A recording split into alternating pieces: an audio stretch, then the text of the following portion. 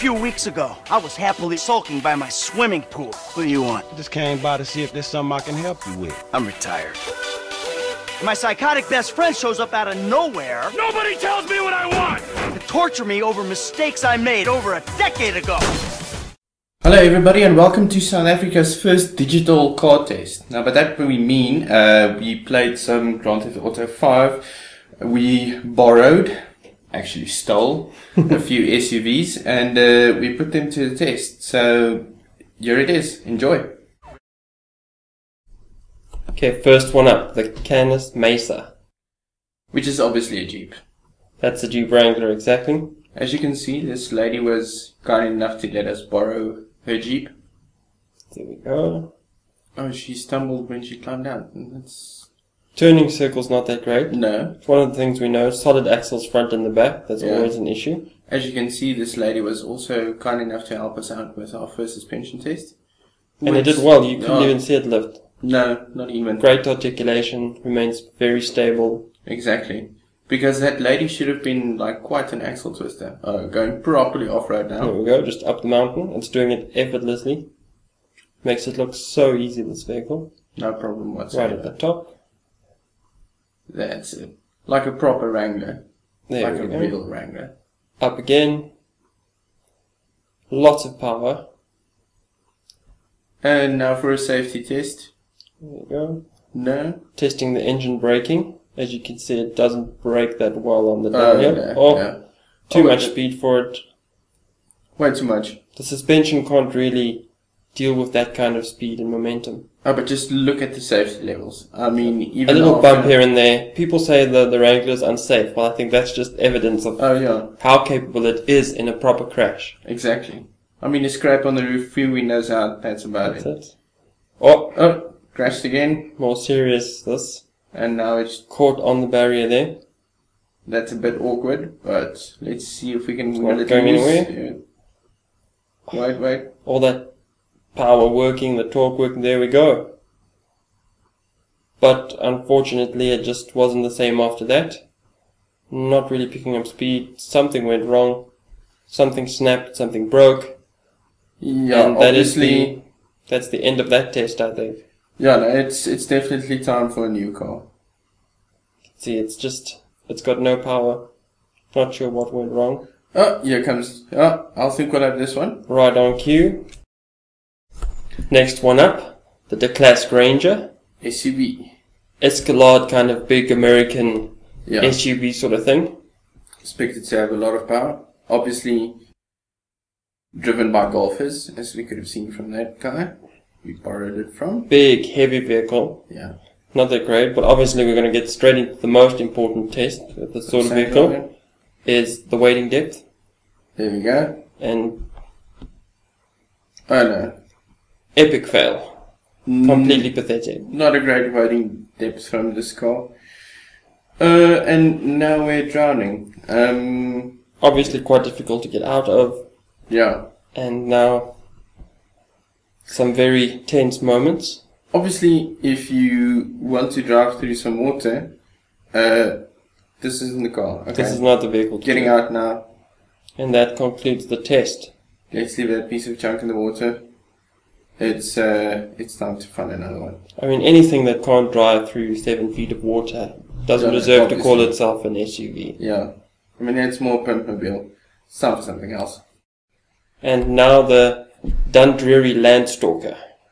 That looks like kind of a Ford Explorer kind of looking vehicle. Maybe Yeah. a bit of Range Rover or something in there as well. It looks like the one we just had. Basically another big American SUV. But obviously, maybe this one will do better. I Let's think see. so. Okay, yes. It's promising initially. Oh, real articulation. Quite good there. Handled that well. Lots of power. Let's take it off-road. There we go. Speed around the bush. There we go. And Oh. immediately crash testing. Very good. 5 stars. Full marks there. And once again, takes it right on the nose. Still Like a alive. man. No hassles.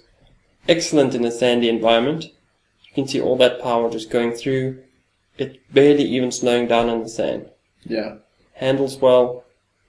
excellent sand driver, this. And it looks majestic. It does. Don't you think? It looks Absolutely. good, yes. Okay. And what? Nice Does wheel that well? articulation again. Right through a campsite. No hassles. Oh, and it's quite compact as well. Very nice and agile, maneuverable. Inspires a lot of confidence. Now we're going to do a bit of a water test here. Oh, immediately it's better than that other car. No worries there. And now the rock crawling portion of this. Yeah. So just point and shoot and see what happens. Here we go. Because this thing is actually surprisingly good off-road. Oh, there we go. No hassle. No hassle whatsoever. It doesn't look like a hardcore proper 4x4. But actually it's very, very capable. Yeah. I mean, this is bundu bashing in the most extreme sense, and it just does it. Yeah. You just stick it away, it climbs over those rocks. Easy. You just pick a compass direction and you go, and it just takes you there. Over the rocks. And back onto the beach. Gets the tail out nicely in the sand there. Drive it to the sea again, no problem whatsoever. Those rocks are a bit too big there. Yes. So we're going to drive it. It's good, but it's not that good. I think all that really remains is a proper crash test to see how this actually handles with a very extreme crash. Because at the moment it's doing incredibly well. Yeah. Let's see if we can ruin it. There we go. Has that done the job? And it's back on its wheels. No, still going strong. Doesn't look that great anymore, but there's nothing wrong with the engine. The Gallivanter Baller. Clearly this is a Range Rover, previous generation. Oh yes. Doesn't it look magnificent? In this colour, it's a great colour for it. Really brings out the lines. Yeah. Well, I mean, the only way to test it is to... Well, an outing to the beach. So, let's duck down and take it to the beach. Feels good, feels solid. Quite a steep decline here. No worries. Oh, easy enough. And which takes us to the industry standard up the stairs test. Width is a bit of a problem. This is a wide vehicle, but apart from that, very capable on stairs. It's always nice to know that you have the option of driving upstairs. Yeah, because let's be honest, who wants to walk upstairs?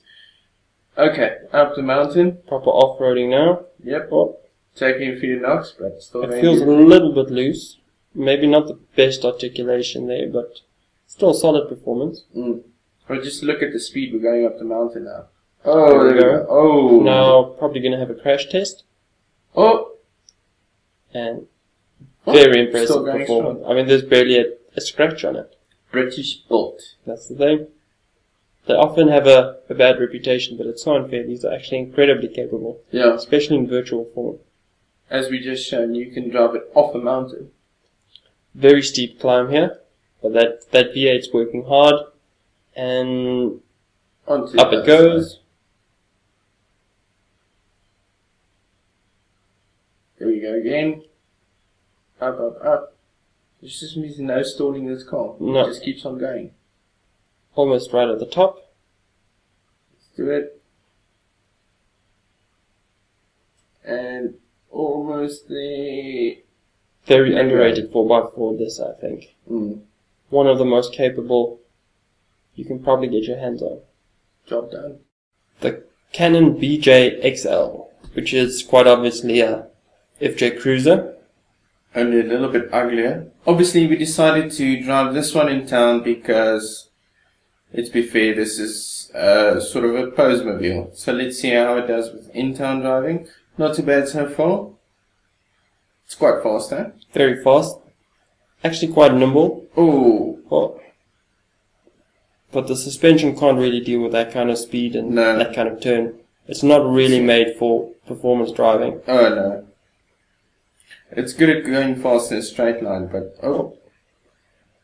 when it comes to a corner, obviously. Visibility is also not that great. Yeah. But well built. Oh yeah. Took one on the jaw there and it's still going strong. Yes. But like, if I had to get away from the police, this would be one of my top choices. It would. Just look how we're flying through traffic now. Nice handbrake turn there. Very capable. Bit of grass. Oh, no. Bit of barrier. Bit of roll. Another barrier. I think this one is pretty much done. But from a safety standard again, impressive. I mean, we're getting out now. Not a scratch on us. Look at it. Very Not solid even blood vehicle. on the white shirt. And now onto the Vapid Sandking. Which is probably Grand Theft Auto's biggest disappointment. Yes. I think, I mean, it looks fantastic. We stumbled across this one while driving on the beach, and we decided to borrow it, as you can see, for a few minutes. Because, I mean, just if looks were the only factor here. Absolutely. All in black. It's got that replacement bull bar at the front. Yeah. Big, probably 38-inch rims on there. Yeah. It's a lovely, lovely looking thing, but it is vapid. Yeah. But there's just nothing underneath there. It doesn't feel powerful. It doesn't feel strong. It's big. It's wallowy. Terrible. Just look at it. I mean, sure. And obviously, we have to do the industry standard test for wheel articulation. We also find something to drive over. There we go. And obviously, your normal pedestrian wouldn't work here because this is tall. I mean, just look at how upset that is. I mean, that really unruffled it. Any truck, really, worthy of the name truck could drive over a quad with a person on it and not even suffer. But this is just... No, it's all show and no go. Yeah, exactly. Terrible vehicle. Look, oh no. Everything unsettles it. You compare this to something like that Gallivanter Baller, and that's just in another class. It's big, but that's all it has going in its favor. Even take it off again? Oh, no, thank you. No, it's time to ditch this piece of junk. Okay, now on from the biggest disappointment to probably the biggest pleasant surprise, which is the Mammoth Patriot. Which is obviously Hummer H2. Big thing. Very surprising as well. You'd think this is just a poser's vehicle, but it's actually not. Surprisingly capable. I mean, obviously we're in the city, so we need to find some urban obstacles. Drive over a stop street works well. Doesn't even slow it down. Oh, bit of a crash, but... It happens. Oh, just sets off again, there we go. Very tough. Once it leaves the ground, it's just not responsive at all. Yeah. But that's true of most vehicles, I think. Exactly. Okay, heading up into the hills. Roads are going to get tighter and tighter now, which isn't really ideal for this, because it's such a big, hulking vehicle. But ironically, that's the kind of environment where you'd find it.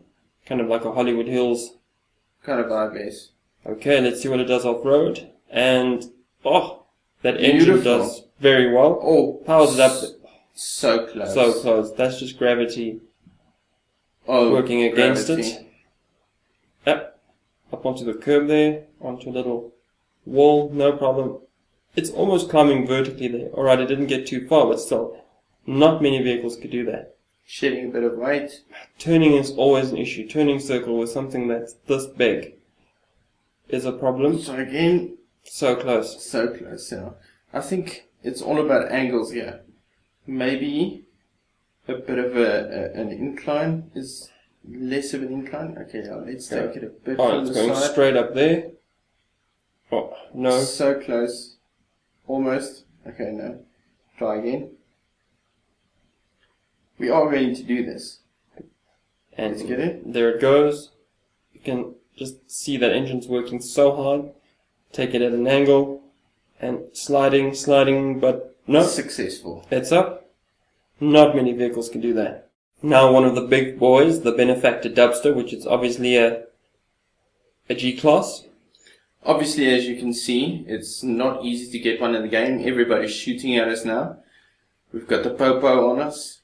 Very popular vehicle. Oh, there's another red one. Should have opted for the red one. Exactly. It's a little bit less evil. You can see, this is a heavy vehicle. Yeah. It's square, it's like speeding in a post box or something. It just doesn't feel good. You can see how it rolls in the corners, a bit wallowy.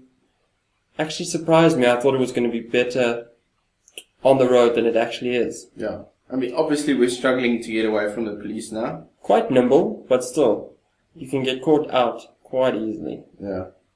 And yeah, very tough to negotiate through oncoming traffic. Yeah, and that's always something I look for when I buy a performance off-roader. Absolutely. It's something you have to consider if you want to run away from the police, which we're struggling with. And we succeeded. Eventually. We're now up in the hills. We're going to do some proper off-roading. There we go. Doesn't it look noble? So easily done. And gets caught out by a log. Really surprised me. You'd think this has the sort of articulation to deal with that without tipping over, but no. All in all, not as impressed by this one as I thought I would be. I thought this was going to be my clear winner. Yeah. But up to this point, really not that impressive. Yeah, I mean, we just got shot at before, and it survived, but throw a log at it, and it just rolls over. Very uncomfortable on an uneven surface. Yeah. It might be the rims as well. I mean, it's obviously a performance G-Class, or Benefactor as they call it, so low profiles. Not ideal for driving over logs. But Still, that engine, you can't fault the engine. Yeah. Just purring up there like a kitten. Okay, the Bravado Duneloader. Which is basically a stiff old bucky we stole off somebody in the sticks. Yes. It Doesn't look that great. So we're taking it for a few minor upgrades, as you can see. Well, there we go. Obviously repairs, some armor, Some racing brakes. racing brakes, because obviously, Heavy vehicle. yeah, You need good brakes. Some some xenon xenons, lights. yeah, obviously, for off-roading in the dark, makes sense. Helps a hell of a lot. Almost lowering it there. Yeah. But It's unfortunate that they don't have an off-road competition suspension option. yeah. Different number plate, because why not? And Now for the most important part, Respray. respraying.